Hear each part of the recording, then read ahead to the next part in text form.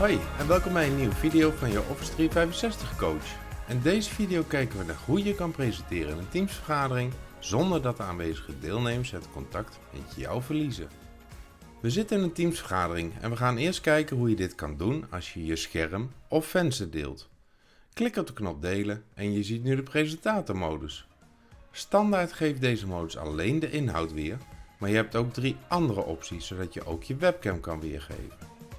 Goed om te weten dat je deze optie alleen kan selecteren als je webcam aanstaat.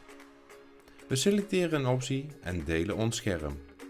Nu ziet iedereen mijn scherm inclusief een uitsnede van mijn webcambeeld.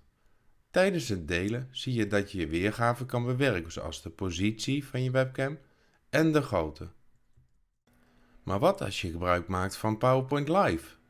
Ook hier is dit mogelijk, maar werkt iets anders. Laten we gaan kijken hoe het dan werkt. We klikken wederom op de knop delen en selecteren het PowerPoint bestand. Tijdens het delen wordt nu gebruik gemaakt van PowerPoint Live.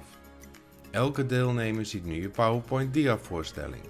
Klik nu op de knop indeling. Selecteer de optie inhoud delen op achtergrond.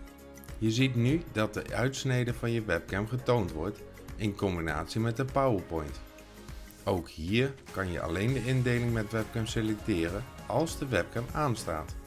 En een tip: kom je erachter dat je webcam belangrijke informatie op de slide verbergt? Zet dan je webcam tijdelijk uit door te klikken op indeling en te kiezen voor alleen inhoud. Het beste kan je met het maken van de PowerPoint rekening houden dat er rechtsonder geen belangrijke informatie getoond wordt, zodat daar je webcam geplaatst kan worden. Volg ons YouTube kanaal voor meer interessante Teams en Office 365 video's. Bedankt voor het kijken en ik zie je graag terug in de volgende video. Tot ziens!